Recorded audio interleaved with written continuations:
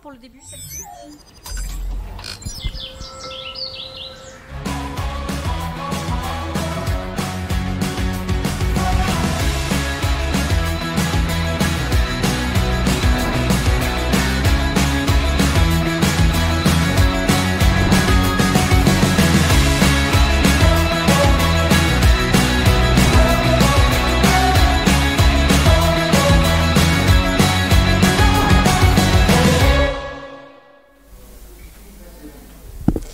Bonjour à tous et je suis très heureuse de recevoir sur ce plateau du Village Semences et de l'Opinion Julien Denormandie. Vous êtes ministre de l'Agriculture, vous êtes aussi ministre de l'Alimentation, un thème qui a pris une ampleur considérable dans nos vies ces derniers mois. Vous êtes ici sur ce plateau parce qu'il n'y a pas de salon de l'agriculture cette année ou fêter notre agriculture comme nous le faisons chaque année. Qu'est-ce qu'on a appris, Français, vous, ministre, de notre agriculture ces derniers mois dans cette période si chahutée sanitairement ?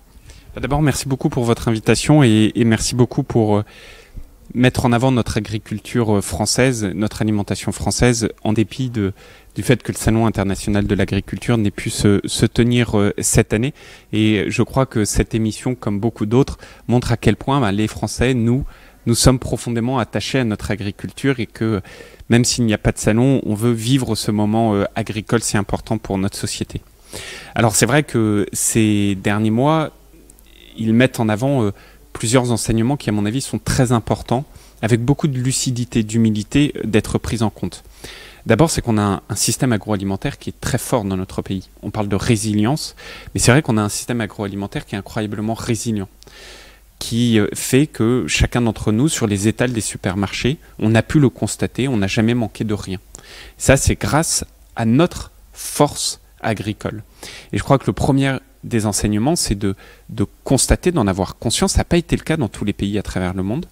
Et puis le deuxième enseignement, c'est de se dire, même si cette agriculture, elle est résiliente, cette chaîne agroalimentaire, elle est forte, elle est face à des défis qui interrogent parfois notre souveraineté agricole, notre souveraineté agroalimentaire. Et que donc le deuxième enseignement, c'est d'identifier toutes ces dépendances qui nuisent à notre souveraineté pour voir comment on arrive à y faire face, à y répondre. Ça va du changement climatique à un certain nombre d'importations. Moi, j'ai un grand combat, par exemple, c'est ces importations incessantes de soja et de colza brésiliens. On est dépendant d'autres pays. On a des défis générationnels. Bref, voilà, on a une agriculture forte, on a des défis. La question, c'est comment on fait face à ces défis pour garder cette souveraineté. Cette souveraineté alimentaire, c'est devenu votre combat. Et c'est aussi un combat européen. Comment est-ce que la France peut porter ce message de la souveraineté alimentaire, la sienne et celle du continent ? Oui, c'est mon combat parce que moi, j'ai chevillé au corps une conviction très profonde qui est qu'il n'y a pas de pays fort depuis toujours sans avoir en même moment une agriculture forte. Ça n'existe pas. Vous prenez n'importe quelle, y compris civilisation ancienne, toutes ont été fondées sur une agriculture forte. Vous prenez l'installation de toutes nos villes à travers les siècles, toutes ces villes qui à l'époque représentaient les puissances au niveau des territoires ont été fondées à côté de bassins nourriciers. Et donc oui, cette souveraineté agricole, à mes yeux, elle est essentielle parce que c'est une question de souveraineté nationale.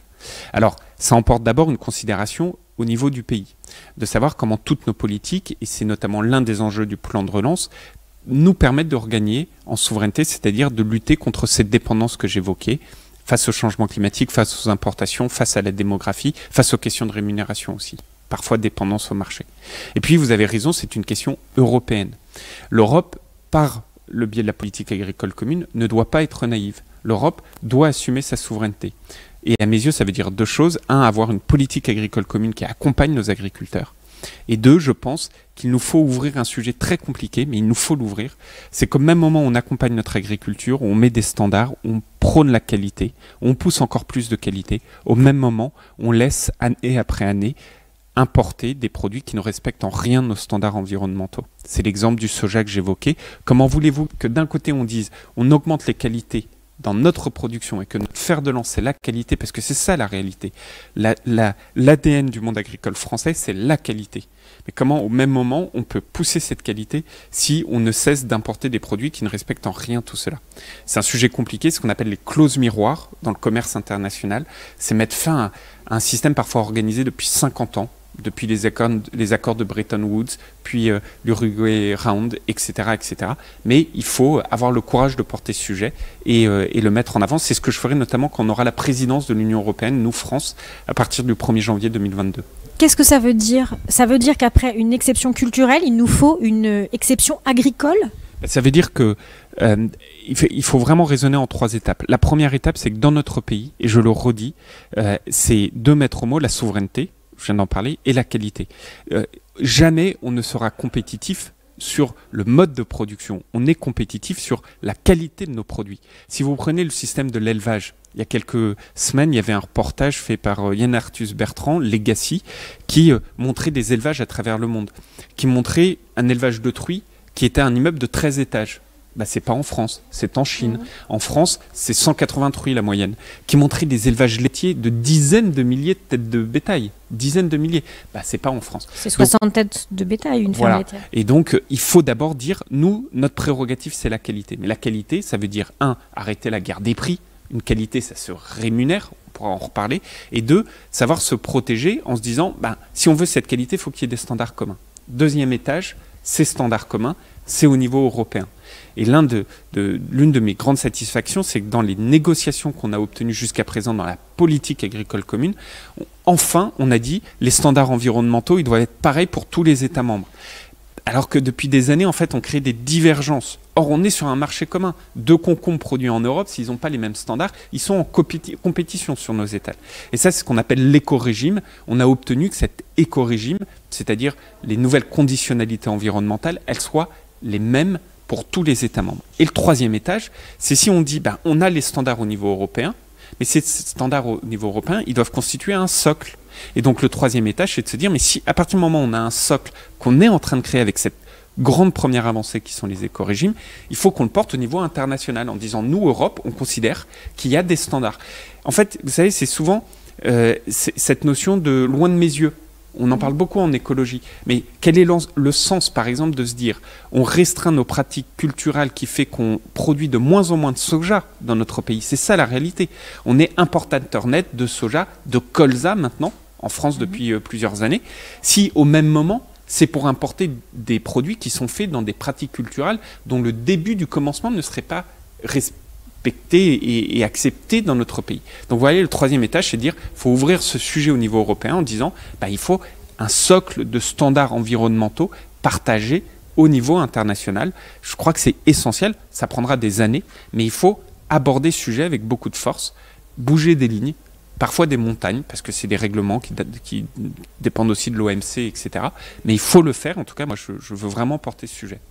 Est-ce que dans ce grand débat, le débat qu'on a eu récemment autour des néonicotinoïdes et de l'industrie sucrière, comment est-ce qu'on articule cette préoccupation du standard au regard du monde et ces contraintes qu'on met à notre agriculture sur les productions? Ben c'est exactement, c'est un exemple concret de ce que je viens de dire. C'est-à-dire que moi, je crois beaucoup à la transition agroécologique. J'y crois beaucoup. Je dis que la transition agroécologique, c'est un moyen pour atteindre notre souveraineté. C'est pas une vision. La vision, c'est la souveraineté. Mais c'est un moyen pour atteindre notre souveraineté. Parce que moins dépendant d'intrants, parfois moins dépendant de la ressource en eau, parce que permettant de créer cette qualité aussi. Et donc, il faut créer de la valeur par la transition agroécologique. Mais si au même moment, cette transition, elle fait qu'on n'arrive pas à la faire avec notre filière, parce qu'elle conduirait à mettre à mal toute une filière, ce qui était le cas avec la filière sucrière. Et donc à dire, bah, comme on va continuer à consommer du sucre, nous, nos enfants, on va en fait importer quelque chose qu'on n'accepterait plus dans notre pays, bah là on est dans une forme d'hypocrisie. On est dans une atteinte à notre souveraineté. On est en train de se dire, bah, c'est pas grave, on détruit ce que nous on sait faire, qui est au titre des standards internationaux déjà bien au-dessus des standards qu'on retrouve chez beaucoup d'autres, pour importer ce que les autres eux font et qu'on n'accepterait pas dans notre pays. Donc moi je préfère avoir l'humilité, le courage politique aussi de dire ces transitions, je les veux dans mon pays, je veux les faire en France, je veux accompagner, parfois ça nécessite d'affronter le temps, c'est dur en politique, c'est encore plus dur en agronomie, mais c'est ça aussi le courage. Il y aura cette année, avec la crise économique qui se profile, 8 millions de personnes dans notre pays qui seront à l'aide alimentaire. C'est le chiffre des banques alimentaires. La qualité, elle a un prix en France. Comment est-ce qu'on fait pour faire cette transition, pour continuer à promouvoir notre qualité en ne laissant pas une partie de nos compatriotes sur le bord du chemin vers le supermarché, vers le marché? Comment est-ce qu'on fait pour que cette agriculture-là profite à tous? Alors, il y a plusieurs sujets. C'est un sujet, c'est un enjeu essentiel. Moi, avant d'être ministre de l'Agriculture, j'ai été 3 ans ministre de la Ville. Cette réalité, je la connais très très bien. J'ai rencontré et travaillé avec un nombre de familles qui étaient confrontées de très près avec ce qu'on appelle une inégalité sociale alimentaire dans notre pays. Bon. Après, l'erreur à ne pas commettre serait de se dire le pouvoir d'achat et donc la capacité de financement de ces produits de qualité ne pouvant être assurés par certains, ce serait au monde agricole de baisser en qualité. Ce serait une erreur. On ne fait pas une politique sociale d'accompagnement dans notre pays de celles et ceux qui en ont besoin en se disant que cette politique sociale, elle doit conduire en fait à dégrader le revenu ou la qualité, le revenu de nos agriculteurs ou la qualité de leur production. Il faut affronter les deux sujets, il faut les dissocier. Il faut arrêter de se dire, vous savez, tout ce volet de la guerre des prix. L'argument qu'on donne à chaque fois sur la guerre des prix, c'est oui, mais c'est important pour le pouvoir d'achat des Français. Évidemment que c'est important, mais ne croyons-nous pas que la question de la qualité de l'alimentation est un principe qui est encore supérieur, parce que ce qui fait notre santé, c'est d'abord notre alimentation, comme le disait Hippocrate. Et donc, il faut affronter les deux en les dissociant. On a un enjeu nutritionnel qui d'ailleurs est porté fondamentalement par le monde agricole. Le monde agricole, c'est un monde dont la mission est de nourrir le peuple, et depuis plusieurs années, qui s'est fixé comme mission de le nourrir le mieux possible. C'est la montée en qualité. Mais cette montée en qualité, elle ne peut se faire que s'il y a une juste rémunération. Bon, première chose, il faut dissocier les sujets. Et ça veut dire, deuxième élément, il faut mettre en place ces politiques sociales. Moi, quand j'étais ministre de la Ville, on a mis en place beaucoup de politiques sociales. Parfois, des politiques dures, notamment pendant le premier confinement. On a même mis en place des tickets alimentaires parce qu'on faisait face à des situations de détresse qui étaient telles qu'on a mis en place des choses qu'on n'avait pas fait depuis l'après-guerre. Ben voilà, il faut continuer. Là, on va lancer le pass alimentation, le chèque alimentation voulu par le président de la République à la suite de la Convention citoyenne. Et tout ça, ce sont deux politiques qui doivent être menées l'une avec l'autre et surtout pas l'une venant se confronter à l'autre. Enfin, j'ajoute, dernier point, vous savez, il faut faire aussi attention à des idées reçues. L'inégalité sociale alimentaire, elle peut aussi être combattue par le fait que quand vous prenez des produits frais, des produits locaux, que vous les cuisinez, c'est parfois meilleur pour son portefeuille que d'acheter des plats surtransformés et importés. Ça emporte une autre inégalité, c'est celle devant le temps qu'on peut consacrer à la cuisine. Et donc je le dis là aussi avec beaucoup d'humilité, mais parfois prendre du produit frais, du produit local, c'est même meilleur pour son portefeuille, parce que le produit surtransformé, le produit importé, en fait, au regard du panier alimentaire, ça peut être très cher. Ça nous amène à une polémique qui a beaucoup agité la France et ses cantines. Il y a environ 2 ou 3 semaines, la mairie de Lyon a décidé, pour des contraintes sanitaires, de supprimer la viande de ses menus. Ça vous a beaucoup agacé. Comment est-ce qu'on peut sortir de ce débat, qui a été un débat qui était initialement sanitaire et puis qui est devenu un débat moral, un débat éthique, un débat écologique? Qu'est-ce qu'on peut dire aujourd'hui de la façon dont on doit nourrir nos enfants dans les cantines scolaires? Ça relève de votre autorité. Et comment est-ce que vous travaillez les plans alimentaires territoriaux qui sont supposés alimenter ces cantines scolaires? Alors, il y a d'abord un premier point sur ce débat-là. Moi, ce qu'il faut bien avoir en tête, c'est que... Alors, je ne suis personne pour dicter à quiconque son régime alimentaire. Ma seule préoccupation, c'est de pouvoir donner des aliments de qualité à nos enfants, et les cantines sont un lieu fabuleux, pour lutter justement contre cette inégalité sociale alimentaire. Le deuxième élément, c'est que la décision de la mairie de Lyon, quelle est-elle? Elle est de dire, on supprime les viandes. On supprime. On impose la suppression des viandes. C'est très différent d'une autre position qui est la mienne, qui est de toujours laisser le choix. Et donc, certains ont fait des amalgames en disant que, par exemple, je parlais des menus végétariens. C'est pas de ça dont on parle. On parle d'une décision qui est d'imposer l'arrêt de toute viande servie à nos enfants. Ce qui est, à mes yeux, totalement contraire à une démarche républicaine qui est de dire on laisse le choix. Deuxième point. Et puis le troisième élément, c'est quoi l'enjeu dans nos cantines aujourd'hui? L'enjeu dans nos cantines, c'est de monter en qualité les produits qui sont développés. Je pense que là où certains font une erreur qui partent en croisade contre la viande, c'est une erreur de partir en croisade contre la viande. La bonne croisade qu'il faut mener, c'est pour de la viande de qualité, servie évidemment dans le respect des conseils des nutritionnistes, du plan national nutrition santé. Moi, mon combat, c'est de dire, je veux de la viande qui vienne du territoire, de la proximité, de qualité pour nos enfants, et on le sait tous en tant que père et mère de famille, l'enjeu, c'est de donner, dans nos cantines notamment, cette meilleure qualité possible. Ça va passer par deux choses, à mes yeux. Le premier, c'est que dans les prochains mois, on va prendre un décret qui, à mon avis, fera pas mal de bruit, parce qu'on va obliger chacun à indiquer l'origine des viandes. C'est-à-dire y compris pour la volaille, alors que ça n'est pas le cas jusqu'à maintenant. Y compris pour la volaille, y compris pour la viande dans la restauration hors domicile. Et ça va faire beaucoup de bruit parce que si on schématise aujourd'hui, on se rend compte, par exemple, la volaille, elle est principalement française dans les supermarchés, mais dès que vous passez la porte du supermarché ou des commerçants, vous êtes dans la restauration hors domicile, vous avez beaucoup de volailles qui viennent d'autres pays. Beaucoup, beaucoup, beaucoup. La viande, c'est pareil. Or, moi, je veux cette viande de proximité, cette viande des beaux terroirs. J'étais dans la Creuse il y a quelques jours avec le Premier ministre, sur des élevages de limousines, avec cette viande de qualité. C'est ça, mon combat. C'est sortir de toute idéologie et aller ce vers quoi on veut emporter toute notre société, c'est-à-dire cette qualité nutritionnelle. Et c'est d'ailleurs cette mission du monde agricole. Et puis, pour aller encore plus loin, deuxième élément, on va effectivement démultiplier ces plans d'alimentation territoriaux.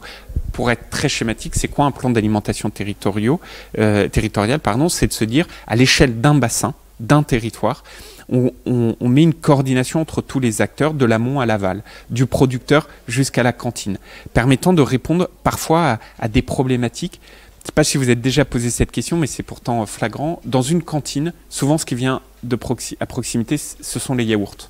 Pourquoi? Parce que c'est très simple de prendre un yaourt, il n'y a pas plus de boulot. Par contre, quand il s'agit de prendre des carottes, vous voyez la masse de boulot supplémentaire si le matin, avant de commencer, vous devez éplucher les carottes versus les acheter toutes préparées.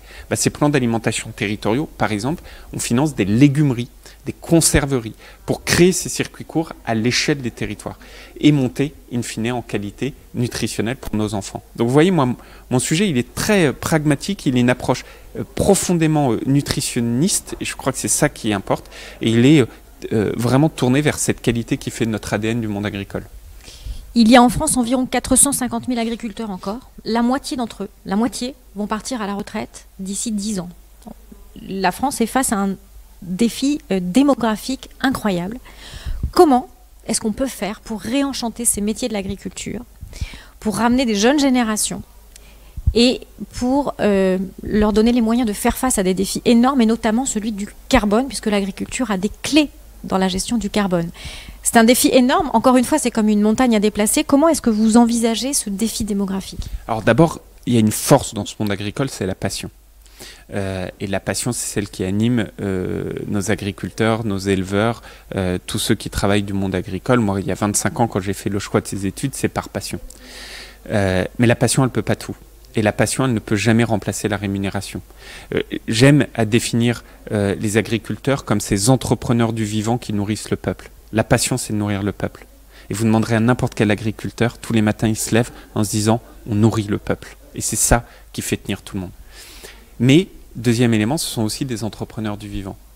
Et les entrepreneurs du vivant, ça veut dire qu'ils affrontent, et vous l'avez très bien dit, toute cette complexité du vivant. Les aléas du changement climatique, la complexité face aux maladies, bref, tout ce qui est de plus complexe, qui est le vivant. Et en même temps, c'est des entrepreneurs. Ça veut dire qu'ils doivent gagner leur vie. Ça veut dire que parler du compte de résultat d'un agriculteur, c'est essentiel. Parler de leur rémunération, c'est essentiel. Et aujourd'hui, on voit bien qu'au-delà de la passion, pour inciter les nouvelles générations, il faut parler rémunération. Il faut montrer qu'on peut vivre dignement de son travail. Alors là, c'est beaucoup de travaux qu'il nous faut aller et poursuivre. Il y a cette belle loi Egalim Le compte n'y est toujours pas. Je pense qu'il faudra aller plus loin dans la loi Egalim. On est en train d'y travailler avec notamment Serge Papin, voire même s'il ne faut pas modifier encore la loi, parce que certains ne jouent toujours pas le jeu. Donc là, on est dans un rapport de force, on prend des sanctions, parfois de très lourdes sanctions qu'on a prises dernièrement, vis-à-vis soit de la grande distrib, soit des industriels. Mais peut-être qu'il faudra même encore aller plus loin et changer la loi. Donc passion, rémunération. Et après, il y a un troisième maître mot, c'est l'innovation. Et toute cette jeune génération, on le voit bien, est très attirée par les métiers de l'innovation moderne, du numérique. Et c'est dommage parce que le monde agricole n'est pas perçu comme ce monde innovant, alors que c'est un monde innovant. J'étais très frappé, je lisais il y a quelques jours une étude qui montre l'utilisation des drones. Savez-vous qu'en 2017, un drone sur 2 utilisé dans le monde civil à fin économique était utilisé par le monde agricole en France. 1 sur 2. Quand vous prenez le numérique, la moyenne d'utilisation du numérique par la profession agricole est beaucoup plus haute que beaucoup d'autres professions. Quand vous montez dans une moissonneuse-batteuse aujourd'hui par rapport à il y a 25 ans, c'est juste rien à voir. Il y a une innovation du matériel, du machinisme, des pratiques, des semences, de la data demain. Bref, c'est un métier profondément innovant. Et donc, passion, rémunération, innovation. Et parmi cette innovation, il y a le sujet du carbone. Et moi, c'est pour moi une immense frustration. Je le dis alors que ceux qui me connaissent savent l'amour que je porte pour nos forêts. Mais en fait, nos forêts, on fait une OPA sur nos sols agricoles sur la question du carbone. Vous demandez à n'importe qui aujourd'hui où est-ce qu'on capte du carbone, on vous dit la forêt. Alors je dis ça alors que j'ai un profond amour pour les forêts, mais en fait, là où on capte le plus de carbone dans notre pays, à l'échelle du globe, à part la mer, c'est le sol, et ça n'a jamais été source de création de valeur pour le monde agricole. Le monde agricole n'est pas rentré tel que le monde de la forêt a su rentrer dans cette dynamique carbone pour créer de la valeur, faire des crédits carbone, etc., etc. Et aujourd'hui, on voit la nouvelle génération, notamment les jeunes agriculteurs, qui rentrent dans ce débat carbone avec beaucoup de force. Nous, on les accompagne dans le plan de relance, on met 10 millions d'euros pour financer des bilans carbone. Et en fait, c'est un sujet absolument essentiel pour nous, pour lutter contre le changement climatique, mais aussi pour créer de nouvelles sources de revenus, parce que toujours la même chose, si on va aller très vite dans l'environnement, il faut que ce soit création de valeur pour l'environnement et en même moment, création de valeur pour notre agriculture. Le carbone est un merveilleux exemple, il faut le pousser à fond. Vous avez parlé d'innovation, vous avez parlé des défis agroécologiques et vous avez parlé des semences. Ça va m'amener à ma dernière question. Il y a dans ce pays une défiance vis-à-vis d'une certaine forme d'innovation, notamment des semences, et il y a des faucheurs volontaires qui entrent dans des centres de recherche et qui détruisent les cultures. Comment est-ce qu'on peut combiner la nécessité des transitions, la nécessité de la recherche et la nécessité de la science avec ces destructions ? D'abord, moi, je les condamne. Je les condamne fermement. Et au-delà du mot de condamnation, je pense qu'il faut que les sanctions soient prises contre toutes celles et ceux qui rentrent dans des propriétés privées pour commettre des actes illégaux, tout simplement. On était, pas plus tard qu'hier, dans l'Allier avec mon collègue ministre de l'Intérieur, parce que nous avons voulu, dans le cadre du Beauvau de la sécurité organisé par le ministère de l'Intérieur à la demande du président de la République, avoir une journée dédiée aux enjeux du monde agricole. On parle là des faucheurs, on pourrait parler aussi des gens qui s'introduisent dans les exploitations alors qu'on ne s'introduit pas dans une propriété privée. Et aujourd'hui, on constate que souvent les sanctions mettent trop de temps à arriver ou ne sont pas suffisamment prises. Donc ça, c'est un premier volet. Il faut être très ferme sur ces sujets-là. Personne ne peut accepter qu'on rentre chez quelqu'un pour qu'on mette quelque acte que ce soit. Et le deuxième sujet, c'est que c'est un vrai débat dans notre société. Moi, je crois que dans la politique, il faut surtout arrêter d'avoir des politiques de l'émotion, des politiques de la vertu. Vous en avez des gens, vous avez des réseaux sociaux qui sont dans la politique de l'émotion. Donc vous avez une vidéo ici, sous prétexte qu'il y aurait une vidéo qui fait le buzz sur Internet, ça devrait changer toute politique. Non. Vous avez des gens qui veulent imposer leur propre vertu aux autres, politique de la vertu. Mais personne n'a une autorité pour dire ou pour décréter qu'un tel et un tel est plus vertueux que soi. La politique, ça n'est pas la vertu. La politique, à la fin, ça doit être la raison, la science. On l'oublie trop souvent. Mais la bonne politique, c'est une politique de la raison et de la science. Et moi, je le martèle. Alors, c'est peut-être mon côté ingénieur agronome, mais je pense que ça fait du bien, la politique de la raison. Et là, en l'occurrence, vous avez des personnes pour qui la science n'est plus source de progrès. Pas tous. Je respecte des convictions différentes des uns et des autres. Mais enfin, vous avez des personnes pour qui la science n'est plus source de progrès. C'est le fameux débat, par exemple, sur les NBT. Bon, les NBT, vous allez avoir... Les nouvelles technologies de sélection variétale. Exactement. Et alors, vous allez avoir des gens qui vont vous expliquer que les NBT, ce sont des OGM. Mais c'est comparer des organismes que sont les OGM avec des technologies que sont les NBT. Donc, vous comparez une plante avec une méthode de sélection variétale. Donc, vous comparez déjà deux choses qui n'ont juste rien à voir. Mais rien à voir. Et à nous d'expliquer, de remettre à raison la science en disant mais qu'est-ce que sont ces NBT? Ces NBT, ce sont des technologies qui permettent de faire de la sélection variétale. Il s'avère que la sélection variétale, ça fait 10 000 ans que ça existe. Depuis que l'homme s'est sédentarisé, il a fait de la sélection variétale. D'abord par empirisme. Puis au début du 19e siècle, il en a fait en la ciblant. Et puis au fur et à mesure, les générations de chercheurs, d'ingénieurs, de techniciens, d'agriculteurs, d'éleveurs, ils ont continué cette sélection variétale pour donner les espèces les plus résilientes, les meilleures au regard de nos besoins, au regard de nos défis. Aujourd'hui, on a un défi de stress hydrique qui est énorme. Et donc, comment la plante s'adapte? Et la technologie nous permet aujourd'hui d'accélérer encore cette sélection variétale, avec souvent des outils qui sont déjà utilisés depuis longtemps, mais qu'on améliore. Bon, bah, certains vous disent, ça n'est plus source de progrès. Science sans conscience n'est que ruine de l'âme. Ce qui, moi, fait que je prends des positions très claires, par exemple, sur la viande cellulaire.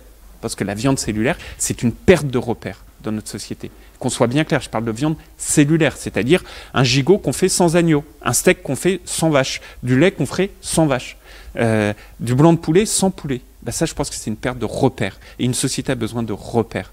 À ne plus vouloir accepter la mort, on en vient à ne plus accepter la vie. La viande cellulaire, on est un bon exemple. Mais au même moment, à partir du moment où on garde cette conscience, la science est source de progrès. Et donc, expliquons, ayons le courage de remettre la raison, la science au centre des débats. Faisons-le aussi en balayant devant nos portes, parce que quand on n'est pas en capacité d'expliquer ou de mal expliquer, ben on peut s'en prendre qu'à nous-mêmes. Donc, à nous d'aller expliquer et de montrer pourquoi tout ça, ça permet aussi de répondre à des défis, comme pour moi celui qui est le majeur, mais qui est la mère des batailles, c'est la question de l'eau. Il n'est pas possible de faire d'agriculture sans eau. Et ces nouvelles technologies nous permettent aussi d'affronter ces questions-là.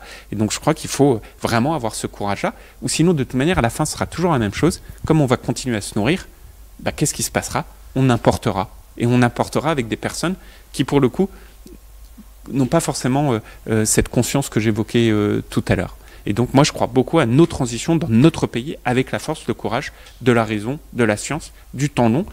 Et d'avancer sur tous ces sujets, c'est peut-être ça le progrès. Merci Julien de Normandie. L'année prochaine, si tout va bien, on se retrouvera avec des agriculteurs autour de nous, avec le monde agricole au salon. Exactement, j'espère vivement ne pas me retrouver ici l'année prochaine, mais au salon, même si c'est très agréable ce plateau. Vous serez le bienvenu et on célébrera ça d'une autre manière. Avec grand plaisir. Merci bonne journée beaucoup à vous, bonne journée à tous.